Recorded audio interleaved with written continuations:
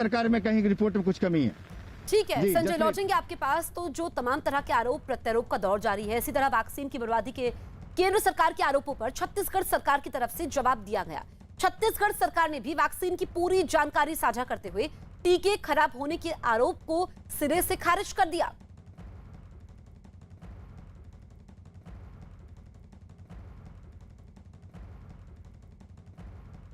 छत्तीसगढ़ की सरकार ने वैक्सीनेशन को धीमा किया और यहाँ के बहुत से वैक्सीन को उन्होंने बर्बाद किया।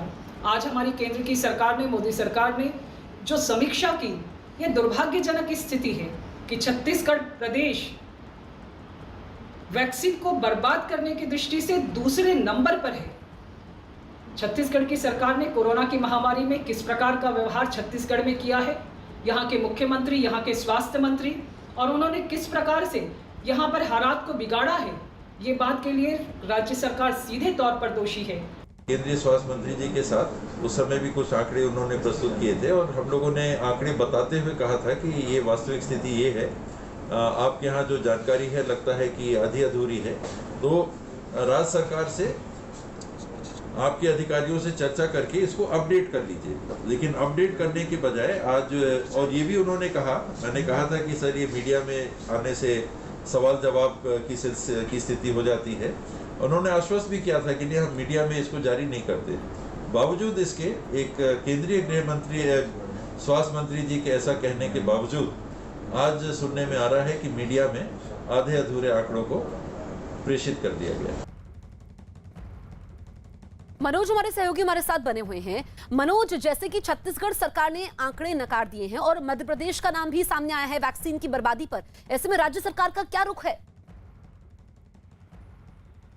जहाँ तक छत्तीसगढ़ की बात है तो छत्तीसगढ़ तो सीधे तौर पर कह रहा है कि उनका जो आंकड़े हैं वो गलत जारी किए गए हैं। बाकायदा टीएस सिंहदेव जो स्वास्थ्य मंत्री हैं, उन्होंने ये तक बोला कि हमने पहले एक पत्र लिखा था जब ये आंकड़े सामने आए, केंद्र सरकार से जो उनकी बातचीत हो रही थी, तो स्वास्थ्य मंत्रालय को पत्र में उन्होंने इस बात की जानकारी दी थी कि वहाँ पर छत्तीसगढ़ में सिर्फ 0.95 यानी 1% से कम वेस्टेज है। तो ये छत्तीसगढ़ का दावा है। जहाँ तक मध्य प्रदेश की बात है, क्योंकि जो टॉप 3 स्टेट हैं, जो पहले 3 राज्य हैं जहाँ वेस्टेज की बात हो रही है, तो मध्य प्रदेश की सरकार की तरफ से भी ये बात सामने, जो वेस्टेज वाली बात है उसको लेकर सरकार की तरफ से एक सीधा आंकड़ा अभी तक नहीं दिया गया है। लेकिन हमने सरकार से ये पूछा है कि आखिर आपका आंकड़ा क्या है और केंद्र सरकार की तरफ से जो आंकड़ा आया है इसमें कहीं किसी तरह का फ़र्क है क्या। तो मध्य प्रदेश की सरकार की तरफ से अभी इस बारे में जो भी सरकार सोचती है वो भी सामने आना बाकी है। लेकिन छत्तीसगढ़ सीधे तौर पर मना कर चुका है फरहा कि किसी तरह की जो वेस्टेज की बात जो बढ़ा चढ़ाकर पेश की जा रही है, जो 1% से छत्तीसगढ़ में 1% से भी कम। ठीक है मनोज, तो जानकारी दे रहे थे अभी मध्य प्रदेश सरकार की तरफ से आंकड़े नहीं दिए गए हैं, लेकिन राज्य सरकार और केंद्र सरकार के बीच टकराव बढ़ रहा है वैक्सीन के मुद्दे पर।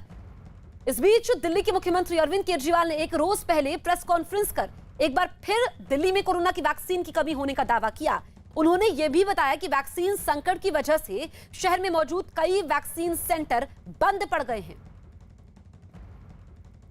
दिल्ली में युवाओं की वैक्सीन खत्म हो गई है।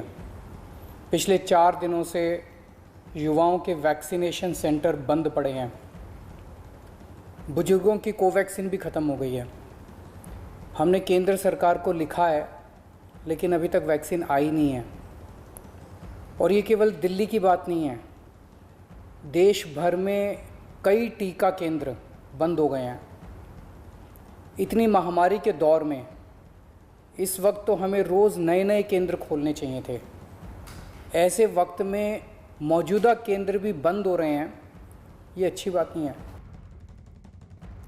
अरविंद केजरीवाल की वैक्सीन की कमी के दावे पर बीजेपी के नेता संबित पात्रा ने उन पर पलटवार किया। 1.5 लाख से अधिक वैक्सीन आज दिल्ली सरकार के पास मौजूद है। 1.5 लाख से अधिक, और 1.5 लाख कोई छोटी संख्या नहीं होती है।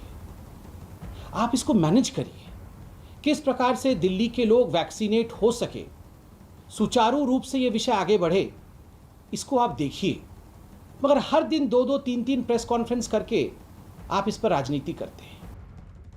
इतना ही नहीं, बीजेपी ने अरविंद केजरीवाल के एक पुराने बयान का वीडियो जारी किया, जिसके साथ ही दावा किया गया कि पहले तो वो वैक्सीनेशन की प्रक्रिया को राज्यों के हाथ में देने की मांग कर रहे थे और आज पाकिस्तान को बीच में ला रहे हैं।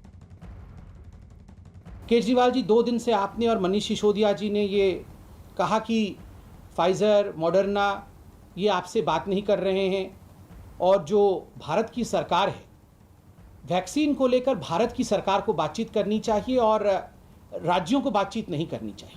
आप याद करिए, इससे पहले जब आपने प्रेस कॉन्फ्रेंस किया था, जब ये पूरा का पूरा वैक्सीनेशन प्रोसेस सेंट्रलाइज था, आपने क्या कहा था? जब ये वैक्सीनेशन प्रोसेस सेंट्रलाइज था तो आपने एक प्रेस कॉन्फ्रेंस करके कहा था कि इसको डिसेंट्रलाइज कर दीजिए, इसको ओपन करिए। दिल्ली एक एफिशिएंट स्टेट है, दिल्ली एक ऐसा राज्य है जो बहुत एफिशिएंटली काम करता है, और दिल्ली को इनएफिशिएंट स्टेट्स के साथ आखिर क्लब क्यों किया जाता है? कुछ ऐसे राज्य हैं जो कम एफिशिएंट है, ये आपके शब्द हैं, बिल्कुल हूबहू ये आपके शब्द हैं।